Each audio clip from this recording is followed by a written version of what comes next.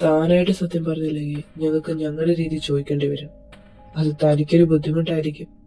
Sir, അവരെ പറ്റി പറയാൻ എനിക്ക് ബുദ്ധിമുട്ടൊന്നുമില്ല. കാരണം ഞാൻ പറഞ്ഞാലും നിങ്ങൾ പോലീസുകാർക്ക് അവരൊന്നും ചെയ്യാൻ കഴിയില്ല. താനെന്താ നിങ്ങളെ കളിയാക്കുവാണോ? സാർ, ഞാനൊരു സത്യം പറഞ്ഞതാണ്. അവരെ പറ്റി എനിക്ക് കൂടുതലൊന്നും അറിയില്ല. പക്ഷെ അവര് ചില്ലറക്കാരല്ലെന്നറിയാം. ഓ, താനവരെ പുകഴ്ത്താതെ കാര്യം പറയടാ. എസ്കെ സെന്യോങ്കി, it's not a game sir. സംസാരിക്കാൻ പറഞ്ഞാൽ കൊന്നിട്ട് വരുന്ന ടീമാണ്. It's a brand name. സെന്യോങ്കി, ഇത് ഞാൻ എവിടെയോ. എനിക്കിവരെ പറ്റി കൂടുതലൊന്നും അറിയില്ല. എന്റെ ഫ്രണ്ട് വഴിയാണ് ഞാൻ ഇവരെ പറ്റി അറിയുന്നത്. ഞാൻ അവരോട് ഒരു ഡീല് പറഞ്ഞു. അതവര് അക്ഷരം തെറ്റാതെ പാലിച്ചു. അത്രേ ഉള്ളൂ. എന്ത് ഡീല്? ആലിസ് എബ്രഹാമിനെ കൊല്ലാൻ. ഇവരെ പറ്റി പറഞ്ഞെന്ന ആ ഫ്രണ്ട് ആരാ? സാർ, ഇവനെ പറ്റി അന്വേഷിക്കണം ഉടൻ തന്നെ.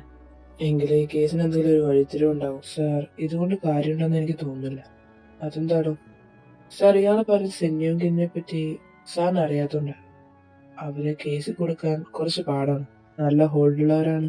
അർജുനായിട്ട് തനിക്ക് ഇവരെ പറ്റി അറിയാൻ തോന്നുന്നു. സാറിന് ഒരു ലീ ജോങ്ങിനെ ഓർമ്മയുണ്ടോ? ലീ ഫാമിലിയിലെ? അതെ സാർ. അയാളെ മരിച്ചില്ലേ? അതെ, അയാളെ കൊന്നത് ഒരു മാഫിയ ഗ്രൂപ്പാ. അവരെ പറ്റി ഓർമ്മയുണ്ടോ? അത് ഇവരാണ് സാർ. കൊറിയയിൽ ഇത് വൻ വാർത്തയായിരുന്നു. It's A mafia family. പക്ഷേ അവർക്ക് ഇന്ത്യയിലായിട്ടുള്ള ഡീൽ എന്താണെന്ന് അറിയില്ല.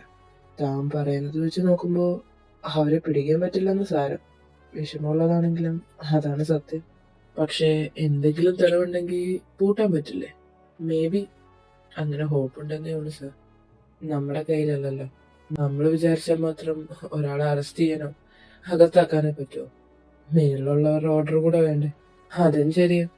നമ്മള് വിചാരിച്ചതുകൊണ്ട് ഈ നാട് നന്നാവാനൊന്നും പോകുന്നില്ല. അതിനെല്ലാരും കൂടെ വിചാരിക്കണ്ടേ? അതെന്തായാലും നടക്കുന്ന കാര്യമില്ല.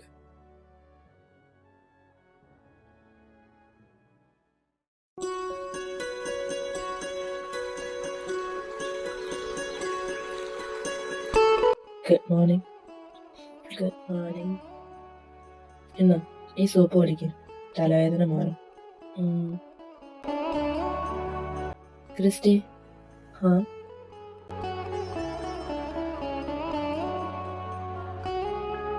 എന്താ എബി? എന്ത് പറ്റി? എനിക്കറിയില്ല ക്രിസ്റ്റി. ഇന്നലെ ഞാൻ നന്നായിട്ട് ഉറങ്ങി. ഇന്ന് മനസ്സിനെന്തോ വല്ലാത്തൊരു സന്തോഷം.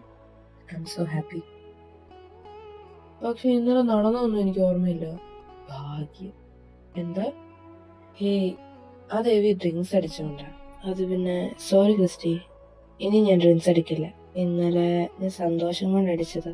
എന്റെ എവിക്ക് ഇത്രയും സന്തോഷം വരാൻ എന്താ ഇന്നലെ ഉണ്ടായ? അത് ഇന്നലെ ഹരിയെ ക്രിസ്റ്റി അല്ലേ അടിച്ചേ? ഞാനോ? ഒളിപ്പിക്കാൻ നോക്കണ്ട, ഞാനെല്ലാം അറിഞ്ഞു. അതിന് എവിക്കെന്താ ഇത്ര സന്തോഷം തോന്നാൻ? പിന്നെ തോന്നാതെ എനിക്ക് വേണ്ടിയല്ലേ ക്രിസ്റ്റിയ ചെയ്തേ? ആദ്യമായിട്ടാ നീ എന്നെ പറ്റി കെയർ ചെയ്യുന്ന പോലെ എനിക്ക് തോന്നിയത്. ക്രിസ്റ്റി, നീ എനിക്ക് വേണ്ടി ചെയ്യുന്ന ഏത് ചെറിയ കാര്യമാണേലും എന്നെ അത് ഒരുപാട് സന്തോഷിപ്പിക്കും. I love you Christy. എന്താ ഞാൻ ലവ് യു പറഞ്ഞിട്ടും ഒരു സന്തോഷമില്ലാത്ത? അതൊന്നുമില്ല. എനിക്ക് നിന്നെ ഒരുപാട് ഇഷ്ടമാണ്. എന്നോട് എന്തെങ്കിലും പറയാനുണ്ടോ? ഇല്ല. ഉറപ്പാണോ? ഒന്നുമില്ലേ എവി? ഓക്കെ, എന്നാ ഫ്രഷ് ആയിട്ട് വാ. ഞാൻ ക്രിസ്റ്റിയല്ലെന്ന് അറിയുമ്പോഴും ഇതേ സ്നേഹം നിനക്കുണ്ടാവോ എവി?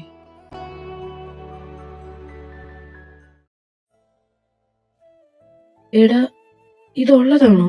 ആടാ, നീ പറഞ്ഞപ്പോ നാട്ടിലുള്ള എന്റെ ഫ്രണ്ട് വഴി അന്വേഷിച്ചപ്പോ കിട്ടിയതാ. അവൻ ഹെവൻ ക്ലബിലാണ് വർക്ക് ചെയ്യുന്നത്. ഈ ചെക്കനുമായി ക്രിസ്റ്റി ഇടയ്ക്കിടയ്ക്ക് ക്ലബിൽ കൂടാറുണ്ട്. അവർ തമ്മി എന്തായാലും നല്ല റിലേഷൻ ഒന്നുമല്ല എന്നാ ഞാൻ അറിഞ്ഞേ. പിന്നെ ഇവൻ മാത്രമൊന്നും അല്ല ക്രിസ്റ്റിയുടെ ലിസ്റ്റിലുള്ളത്. പിന്നെ കൂടുതൽ തവണ ഇവന്റെ കൂടെ കണ്ടിട്ടുണ്ടെന്ന് മാത്രം. ഇതൊക്കെ കേട്ടിട്ട് എനിക്കൊരു കരണം അടിച്ചെണ്ണം പൊട്ടിക്കാനാ തോന്നുന്നത്. പിന്നെ ഒരു ഹാപ്പി ന്യൂസ് കൂടെ ഉണ്ട് കേട്ടോ. ഈ ഫോട്ടോയിൽ കാണുന്ന ചെക്കൻ ഇപ്പൊ ഇവിടെ ഉണ്ട്. ഇവിടോ? ഏത്? ഈ റിസോർട്ടിലോ? അതെ, റൂം നമ്പർ ഞാൻ എടുത്തുതരാം. ചായയും അത് നീ കണ്ടെത്തിക്കോണം. കൂടെ ഞാനും വരാം. അത് ഞാൻ ഏറ്റു. എവി പോലും അറിയാതെ വേണം നമുക്കിവനെ കാണാൻ. എടാ, ഇത് എവിനെ ബാധിക്കുന്ന കാര്യല്ലേ? അവനെ അറിയിക്കാതിരുന്നാൽ എങ്ങനെയാ ശരിയാവുക? എടാ, അവനുള്ളപ്പോ തന്നെ ക്രിസ്റ്റിക്ക് വേറെ ആൾക്കാരെ ബന്ധമുണ്ടെന്നറിഞ്ഞ അതാ പാവം സഹിക്കില്ലടാ. കാര്യങ്ങൾക്കുള്ള ഒരു വ്യക്തത വരട്ടെ, അതിനുശേഷം നമുക്ക് അവനെ അറിയിച്ചാൽ മതി. എല്ലാം നീ പറയുന്ന പോലെ.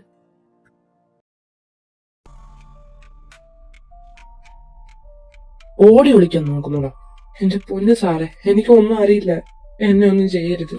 ഒന്നും അറിയില്ലാഞ്ഞിട്ടാണോടാ നീ ഓടിയത്? അത് സാറേ, പോലീസിനെ എനിക്ക് പണ്ടേ പേടിയാ. അല്ലാതെ ആ ജെയിംസ് എനിക്കൊരു ബന്ധമില്ല. അതിന് ഞങ്ങൾ ജെയിംസിനെ പറ്റി ചോദിച്ചില്ലല്ലോടാ. ഹാ, മോന്റെ കള്ളി വെളിച്ചത്തായി. നീ അറിയാവുന്നത് നല്ല വെടിപ്പായി പറഞ്ഞ് ഞങ്ങളുടെ കൈക്ക് പണി കുറഞ്ഞേനെ. ഞാൻ പറയാം സാറേ, പറയാം. ലീജോങ് കൊറിയയിലെ തന്നെ നമ്പർ 1 ബിസിനസ്മാൻ ആയിരുന്നു. ലീ ഫാമിലി അവിടെ വളരെ സ്വാധീനം ചെലുത്തിയിരുന്നു. ആ സമയത്ത് കിങ് യോങ് എന്നൊരു ഗ്യാങ്സ്റ്റർ ലീജോങ്ങിനെ കൊന്നു. അങ്ങനെ വെറും ഗ്യാങ്സ്റ്റർ ആയിരുന്ന കിം യോങ് സെന്യോങ് കിം എന്നറിയപ്പെട്ടു. SK എന്ന മറുപേരുള്ള മാഫിയ ഗ്രൂപ്പ്. പിന്നീട് അവരുടെ വളർച്ചയായിരുന്നു. പൊളിറ്റിക്സ്, പോലീസ്, കോടതി എല്ലാം അവരുടെ കാൽക്കീഴിലായിരുന്നു. എല്ലാവർക്കും അവരെ പേടിയായി തുടങ്ങി. അതോടൊപ്പം ശത്രുക്കളുടെ എണ്ണവും കൂടി. അങ്ങനത്തെ ഒരു ആക്സിഡന്റില കിങ് യോങ്ങിന്റെ ബോഡി പാരലൈസ്ഡ് ആയി. പിന്നീട് അയാളുടെ വളർത്തുമകൻ എന്നറിയപ്പെടുന്ന ഒരുത്തനാണ് ഗ്രൂപ്പ് ഏറ്റെടുത്തത്. അയാളാണിപ്പോ ആ ഗ്രൂപ്പിന്റെ ബോസ്. അയാളാരും കണ്ടിട്ടില്ല. പിന്നെ അവർക്കൊരു തുറപ്പിച്ചിട്ടുണ്ട് സാർ. അവനെ തിരിച്ചറിഞ്ഞവരാരും ഇന്ന് ജീവനോടെ ഇല്ലെന്ന് കേട്ടിട്ടുണ്ട്. അതന്നെടാ, അവൻ കാലനാണ്. അവനെ എതിർക്കുന്നവർക്ക് അവൻ കാലനസ. അല്ല, നീയും ആ ഗ്രൂപ്പും തമ്മിൽ എന്താ ബന്ധം? സാർ, അവർക്ക് ഇന്ത്യയിലെ ഒരു എക്സ്പോർട്ടിംഗ് കമ്പനി ഉണ്ട്. അതിന് ഡീലൊപ്പിക്കുന്നത് ഞാനാ. ഒരു ലോക്കൽ ഏർപ്പാട്, അത്രേ ഉള്ളൂ. എന്ത് എക്സ്പോർട്ടിംഗ്? റേസിംഗ് കാറാണ് സാർ. സാറിന് അറിയുമോന്നറിയില്ല, സെന്യോങ് എന്ന് മോസ്റ്റ്ലി വിളിപ്പേരുള്ളവർക്ക് ഫേമസ് ആയ ഒരു വെഹിക്കിൾ ബ്രാൻഡ് ഉണ്ട്, സാങ്യോങ്. ഡബിൾ ഡ്രാഗൺ എന്നാണ് കൊറിയയിൽ അർത്ഥമാക്കുന്നത്. സെന്യോങ് എന്ന place name Taiwan associated with indigenous trades and communities ആണ്. ഇത് ജപ്പാനിലും മറ്റ് ചില ഏഷ്യൻ കൺട്രീസിലും ഉണ്ടെന്നാണ്. എനിക്ക് വ്യക്തമായിട്ട് അറിയില്ല. ഓ, ഇവരെത്ര വലിയ സംഭവമായിരുന്നു. അപ്പൊ ഇവരുടെ രോമത്തിൽ പോലും തൊടാൻ പറ്റില്ലെന്ന് സാറ്. സാർ, എന്നാ ഞാൻ പൊക്കോട്ടെ. നിനക്കും അവരും തമ്മിലുള്ള ബന്ധം ഉള്ളത് തന്നെയാണോ? അതെ സാർ, എനിക്കല്ലാതെ വേറൊരു ബന്ധമില്ല അവരായിട്ട്. ഞാൻ ഈ പറഞ്ഞവരാരും കണ്ടിട്ട് പോലുമില്ല. ജെയിംസിന് ഇവരെ പറ്റി പറഞ്ഞെടുത്ത നീയല്ലേ? അതിന്റെ പേര് നിന്നെ പിടിച്ച് അകത്തിടട്ടെ. Sir please. ഒന്നുമില്ലെങ്കിലും ഞാൻ ചെയ്തത് തെറ്റാന്ന് എനിക്ക് ഇതുവരെ തോന്നിയിട്ടില്ല. സാർമാർക്കും അങ്ങനെയല്ലേ തോന്നുന്നത്? പൈസയൊക്കെ ചെയ്തത് അത്ര നല്ല പ്രവൃത്തിയൊന്നുമല്ലല്ലോ. അവർക്ക് കിട്ടേണ്ടതല്ലേ സാർ അത്. നീ ചെല്ലും. സാർ, ഇവനെ വിടണോ? ഇവനെ പിടിച്ചു വെച്ചിട്ട് വലിയ കാര്യമൊന്നുമില്ല. താൻ പൊക്കോ, പക്ഷെ വിളിക്കുമ്പോ വന്നോളൂ. Okay sir. സാർ, ഇനി നമ്മൾ എന്ത് ചെയ്യാനാ പ്ലാൻ? എന്ത് ചെയ്യണമെന്നൊന്നും എനിക്കും വലിയ ഐഡിയ ഒന്നുമില്ല. ഇവന്മാരെ തൊടാൻ പറ്റില്ലായിരിക്കും, പക്ഷെ ഇത് ഞാൻ അങ്ങനെ വിട്ടുകളയില്ല. ഈ മറഞ്ഞിരിക്കുന്ന രാജാക്കന്മാരെയൊക്കെ എനിക്കൊന്ന് കണ്ടുപിടിക്കണം. പൂട്ടാൻ പറ്റിയില്ലെങ്കിലും ഇതിന്റെ സത്യാവസ്ഥ എനിക്കറിയണോ. ഇവര് ചെയ്യുന്നത് തെറ്റാണെന്ന് നമുക്ക് പൂർണ്ണമായി പറയാൻ പറ്റും. നമ്മുടെ നിയമത്തിന് കഴിയാത്തത് ഇവര് ചെയ്യുന്നു. അവരുടെ രീതിയിൽ അത് ശരിയും നമ്മുടെ രീതിയിൽ അത് തെറ്റുമാണെന്നല്ലേ ഉള്ളൂ. അത് താൻ പറഞ്ഞത് ശരിയാ, പക്ഷെ അവര് നിയമം കയ്യിലെടുത്തു. കൊലപാതകം അത് കുറ്റാർഹമാണ്. നീയിപ്പോ ഞാൻ തെളിവുകൾ സംഘടിപ്പിച്ച് അവരെ അകത്താക്കാൻ നോക്കിയാലും അവരെ എന്തായാലും പൂട്ടാൻ പറ്റില്ല. അവരുടെ സ്വാധീനം വെച്ചിട്ട് അവര് നൈസായിട്ട് ഊരിപ്പോരും. എന്നിരുന്നാലും ഇതിൽ നിന്ന് എന്തെങ്കിലുമൊക്കെ ഞാൻ കണ്ടുപിടിക്കാൻ തുടങ്ങില്ല.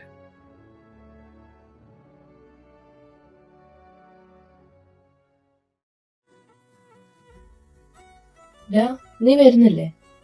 ഇല്ലടാ, നീ ആനയും പൊക്കോ. എനിക്കെന്തോ ഒരു തലവേദന പോലെ. ഒട്ടും വയ്യേ, നമുക്ക് ഹോസ്പിറ്റലിൽ പോവാം. വേണ്ടടാ, ഇതൊന്ന് റിലാക്സ് ആയാൽ മാറും. നിങ്ങൾ പൊക്കോ, ഇവിടെ ഹരി ഉണ്ടല്ലോ. അല്ല, ക്രിസ്റ്റി എന്തി?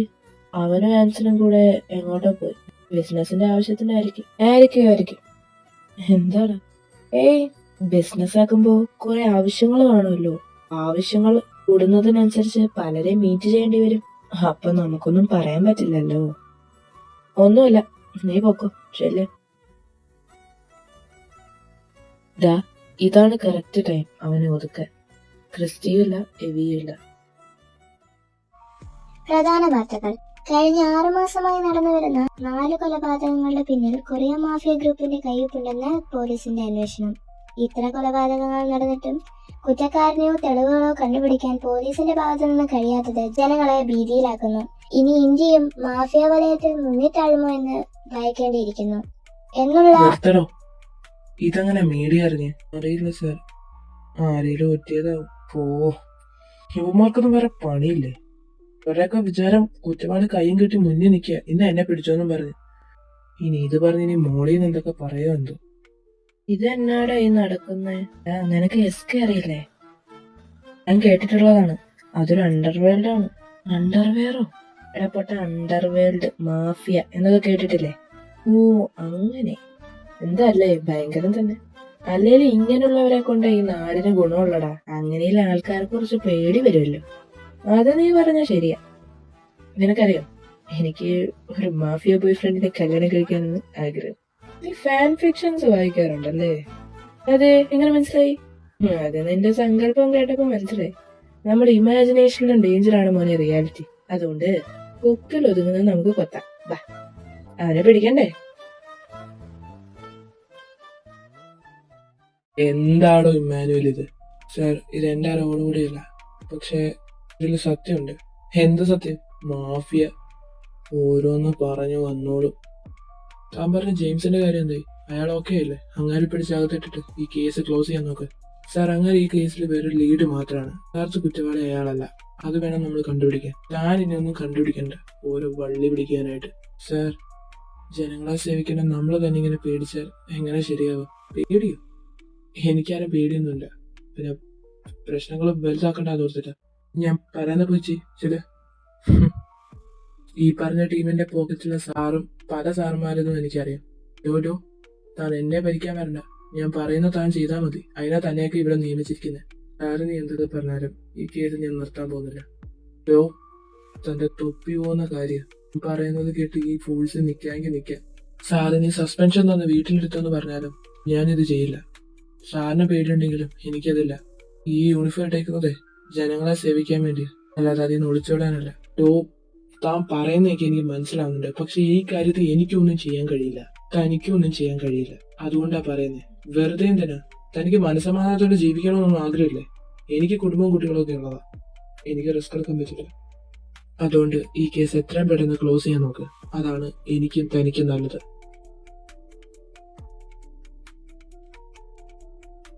സാർ എന്ത് ചെയ്യാൻ പോവാ? എനിക്കൊരു പിടിയില്ലടാ. വ്യക്തമായ തെളിവില്ലാത്തതുകൊണ്ട് ജെയിംസിനെ അറസ്റ്റ് ചെയ്യാൻ പറ്റില്ല. എനിക്ക് ഉറപ്പാ 2 ദിവസത്തിനുള്ളിൽ ഈ കേസ് ക്ലോസ് ആവും. എല്ലാവരും ക്ലോസ് ആയിരിക്കും. ഏതെങ്കിലും ഒരുത്തനെ പിടിച്ചിട്ടാ പോരാ. പക്ഷെ കേസ് ക്ലോസ് ആയാലും ഞാനത് വിടാൻ ഉദ്ദേശിക്കുന്നില്ല. ഇതിൽ എന്തെങ്കിലും ഒരു സത്യാവസ്ഥ എനിക്ക് കണ്ടുപിടിച്ചേ പറ്റും. ഇല്ല പോലീസുകാരനാണെന്ന് പറഞ്ഞ് നടന്നിട്ട് എന്താ കാര്യം? സാർ, എന്താടോ? സാറ് പറഞ്ഞില്ലേ ഐസക്കിനെ ഫോളോ ചെയ്യാൻ? യെസ്. ഇപ്പൊ അയാളുടെ ലൊക്കേഷൻ ഗോവയിലാണ് കാണിക്കുന്നത്. ഗോവയിലോ? ബാംഗ്ലൂരിലുള്ള അവനെന്തിനാ ഗോവയിൽ പോയേ? അവനെന്താ അവിടെ കാര്യം? ഈ ട്രിപ്പെങ്ങാനും? എന്തോ ഒരു പ്രശ്നമുള്ള പോലെ. താനൊരു കാര്യം ചെയ്യും, അയാളുടെ ലൊക്കേഷൻസ് എല്ലാം ട്രാക്ക് ചെയ്യണം. എവിടെ പോകുന്നു, ആരോട് മിണ്ടുന്നു, എല്ലാം. Okay sir.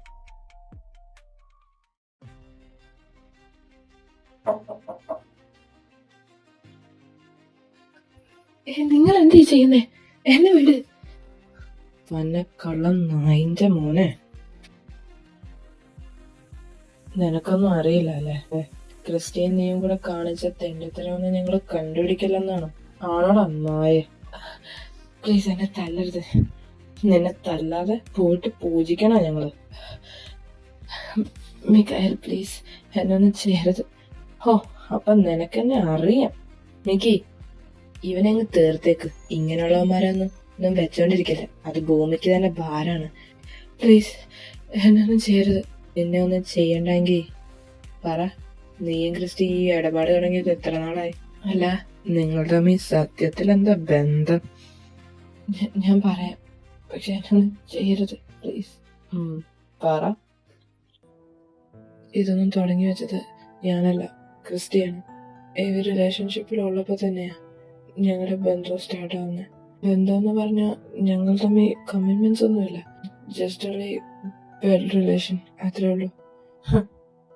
ബെഡ് റിലേഷൻ ഉളുപ്പുണ്ടാണോ മാറി നിനക്ക്? അതിന് കാരണം എവി തന്നെ. എവിയോ? അതെ, അവർ തമ്മിൽ റിലേഷൻഷിപ്പിലാണെങ്കിലും ഇതുവരെ അവർ തമ്മിൽ ഫിസിക്കൽ റിലേഷൻഷിപ്പ് ഉണ്ടായിട്ടില്ല. അത് ക്രിസ്റ്റിക്ക് ദേഷ്യം ഉണ്ടാക്കി. അതുകൊണ്ട് ഇങ്ങനൊരു ബന്ധം അവൻ സ്റ്റാർട്ട് ചെയ്ത്.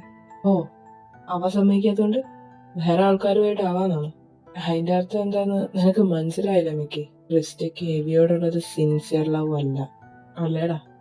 അതിനെപ്പറ്റി ക്രിസ്റ്റി നിന്നോട് പറഞ്ഞിട്ടുണ്ടോ? എനിക്ക് അവനെപ്പറ്റി കൂടുതലൊന്നും അറിയില്ല, പ്രത്യേകിച്ച് പേഴ്സണൽ കാര്യം. ഞാൻ എവിയെ പറ്റി എന്ത് സംസാരിച്ചാലും അവനത് തടയാറാണ് പതിവ്. പേഴ്സണൽ കാര്യത്തിൽ ഇടപെടണ്ട എന്ന് പറയും. പക്ഷെ ഒരു കാര്യം ഉറപ്പാ, എവിയോട് ക്രിസ്റ്റിക്കുള്ളത് ജെന്യൂൻ അല്ല. എന്തിനാണ് അവൻ പിന്നെ ഇങ്ങനെയൊക്കെ ചെയ്യുന്നതെന്ന് എനിക്കറിയില്ല. ഇവനെ പറഞ്ഞിട്ടും കാര്യമില്ല. കുറ്റം മൊത്തം ക്രിസ്റ്റിയുടെ ഭാഗത്തല്ലേ. നാറിന്ന് ഞാൻ കൊല്ലും. ഹേയ്, കാര്യങ്ങൾ നമ്മൾ ഇതുവരെ അറിഞ്ഞിട്ടില്ല. ഇവൻ ഇപ്പൊ എന്തിനാ ഇങ്ങനെ കാണിക്കുന്നതെന്ന് അറിയില്ലല്ലോ നമുക്ക്. നിന്നെ ഇനി അവന്റെ പരിസരത്തെങ്ങാനും കണ്ട പോട്ടടാ. മിഖായൽ,